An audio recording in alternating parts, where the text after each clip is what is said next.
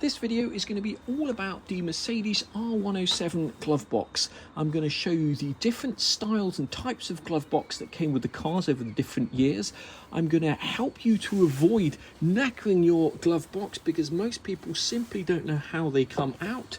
And I'm also going to show you how to take out the torch without damaging the glove box there. And finally, I'm going to show you how you can 3D print a part if it simply doesn't exist for your car anymore. If you're planning on sourcing a second-hand glove box, the first thing you need to be aware of is that right-hand drive cars and left-hand drive cars are different. This is a glove box here from a right-hand drive car, and this is the glove box from a left-hand drive car, and you can see that they're a mirror image of each other, so don't make that mistake. The second mistake, which is easy to make, and in fact one I made myself, is to not realize that the later glove boxes, this is a glove box from a late 107 SL, have a different shape. They have this curve here, whereas the earlier glove boxes are straight on both sides, so you cannot fit a later glove box to an earlier SL. They won't fit in there. If you're lucky enough to have a later SL and you want to replace the good glove box, the good news is that this company here, Motorform in Germany, can now supply brand new glove boxes for 107 SLs, left-hand drive 107 SLs. They don't do right-hand drive, unfortunately. And provided your car has that shape there, so when you take the glove box out of your car, which I'll show you how to do now, just check that it's got that shape there, and if it has, go along to these guys here and you can get a new glove box. They're not that expensive. It is also worth getting these guys to actually send you a catalogue, which they very kindly did for us, because they have a whole host of really rare and difficult to get hold of parts for your SL. So even if you're not replacing your glove box or doing anything on your glove box, these guys here are definitely worth checking out. Motorform.de, they have some really obscure and rare parts for the 107 SL. Just before we move on from these new glove boxes from Motorform, it's worth mentioning that if you do have a torch in your car and you're planning on using one of these glove boxes, that you will need to make a few modifications. First of all, the square hole into which this clip goes, i.e.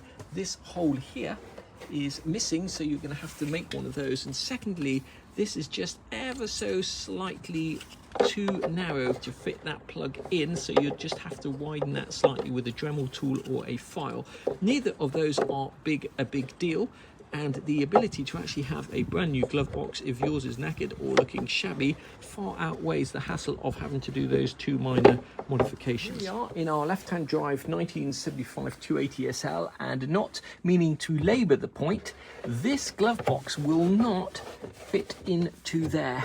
It will not sit flush. It comes out from here, so you will either have to significantly and seriously modify this, or you're going to have to source one elsewhere. But don't make the mistake of buying a later glove box for an early 1975 and 1976 SL. It won't fit. So to get your glove box out, if it has one of these torch fittings here, the best way to get it out, if this is possible, is to remove the torch first. If you're lucky, the torch will just pull straight out. It's just plugged in like that with those two plugs. But what often happens, you can see this one here is a little bit corroded. After years of not being removed, the torch is extremely difficult, if not impossible, to get out. For example, this torch here, which is the one that came from the parts car, is not coming out, and the thing that people try and do is force it out. And remember, you're only dealing with a kind of cardboard paper mache glove box here, and if you try and force that out, what you're going to do is end up breaking it. You need to get a kitchen knife, not a sharp knife, something in there to try and get that out. If you can't get it out, my advice would be to try and remove this and leave it hanging down and actually unplug the plug from behind the dashboard. This whole torch unit is held in place by just one little metal clip like this, which goes in a hole there. Now, there should be a piece of cardboard across here, this piece here, and this just basically clips over the cardboard like that. And the reason it's missing on most cars that I've ever seen is because this gets rusty and when people trying to get this out, they just force it and they end up ripping that piece of cardboard. So what you need to try and do is very carefully get out that metal clip. Once you've done that, you'll be able to pull it down, revealing that plug, and unplug it. Now, the proof is in the pudding, so they say. So what I'm going to try and do is take the glove box out of my left-hand drive 1976 SL up there, because I may end up having to 3D print one of these glove boxes, or at very least see a left-hand drive one that isn't damaged, so I can get the exact dimensions to make one up myself. I've done a video before on how to remove one of these glove boxes, but just in case you didn't see it, these glove boxes are held in by 4 special fittings like this, and this fitting is in 2 parts. The center part here clips through the hole on the inside like so, and then when you press this inside it, it spreads the teeth on the other side. So in order to get the glove box out, what you have to do is you need to lever out this pin with a very shallow blade and hope that it comes out. Sometimes it is almost impossible to get these pins out, and it's much easier just to cut them and buy a new set. What to avoid doing is getting impatient and angry and just ripping the whole thing out. You'll end up ripping these holes and ruining the glove box. These 4 clips from Mercedes will cost you just under £5, including VAT. That's the part number there, 123990092. We're going to take this glove box out, and in order to do so, we need to take this cover off, which is held on by these 2 screws here and 2 screws here and here. Now these can be quite difficult to get to, so I normally use a small washer to undo that screw and that screw, and then once we've done that, we can set about getting these special fittings here out, and we're going to use a standing knife just to pry out those clips and see if they come out. And you can see here that this has begun to separate, and you could try getting a big screwdriver like that in there to try and twist it apart. Just make sure that you're twisting, not trying to twist the whole thing out. Or you can use a set of wire cutters. You might sometimes even be able to get the wire cutters behind there and use them to lever out like so. Now once you've got those center tabs out, you should just be able to get a flat blade screwdriver here, obviously very careful without damaging anything, and these inner parts should just pop out in theory. Sometimes you can actually get this glove box out without taking this off. Let's go doing that. I think what we're going to do in the first instance is to see if we can 3D print a glove box with the exact dimensions for an older car. So I've given the glove box we just took out of our 280 SL to a engineering company to see if they can measure it up, do CAD drawings, and then we'll see if it's commercially viable to 3D print one of those for us. What we've done is a very good friend of mine, Mike the Sign, he's got an amazing business down on the docks, has a friend who can scan glove boxes. So what we've done is we've scanned the glove box, and Mike has a 3D printer. Now, most 3D printers aren't going to be big enough to print this in one go, so what we're doing is we're printing it in 4 sections, and over here is the last section. How long does each one of these sections take, Mike? That's coming up for just over 20 hours. That one piece? Yeah, and you're 12% in. Holy guacamole. So to 3D print all of this in time would have taken... That's small, that's 10 hours. And that's those, I think those are 20, just over a day each. Wow. But don't forget the filament comes out at 0.5 of a millimetre. Gosh. So it's half a millimetre per layer. So every layer. You know, and how do you attach these together? Super glue or just something? super glue them together. Yeah.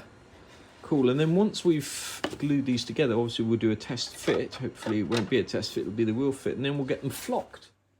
Now with these front pieces, it's probably an idea to get these sections out first. I noticed that for some reason, when they scanned it, they didn't scan that square hole, which is a shame. But we're going to get these pieces out first. I also noticed that we're going to have to take this piece here out. So these two pieces are gluing now. We've weighted them down, taped little cocktail sticks there just to make sure that's totally aligned. And when these two are glued, we will then glue these two pieces together and do a test fit.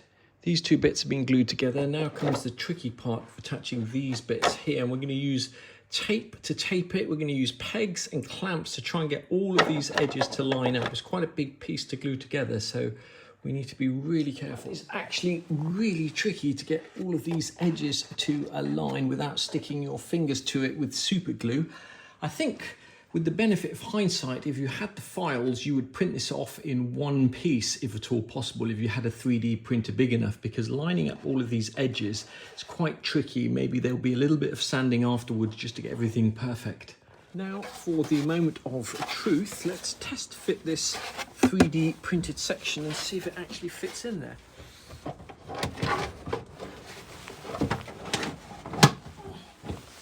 Wow, I did not expect that to fit in there so well. That actually looks really good. Let's just see now if we can fit the cover and whether that cover still closes. I haven't screwed in the hinges for this, but what do you know? This actually fits perfectly. So that 3D printed piece that we made up is actually perfect on the first time with no modifications. The only thing we need to do is drill a tiny little square hole up there to put the torch in, and of course check that there's actually any wiring for that torch. But other than that, what we're going to do is we're going to flock the inside of it, which will give it that kind of velvety, furry feeling. These guys here at FCM Motorsport not only do tuning and race cars, but they also do the flocking, so we'll see how we get on with that piece. It's here to FCM, and the one thing that they've mentioned is that they rub this down with acetone to prep the surface before flocking, and of course acetone, there's a good chance that it might dissolve the super glue. So if you are going to try this yourself, try and use something like a 2-part epoxy resin that isn't going to dissolve with acetone. Acetone is very corrosive and it will dissolve most solvents. Yeah. So. Okay, so that's just a risk we're going to take. If it all falls to pieces, there is a chance they'll be able to bond it back together with the proper adhesive as opposed to the amateur stuff that I use. So we're going to leave it with them, see how they just come back from the flocking man, as Grace puts it, and they have done a fantastic job flocking the inside of this glove box. But what I really need to do is the proof in the pudding is to see what Grace thinks about it. What do you think? Did you buy this?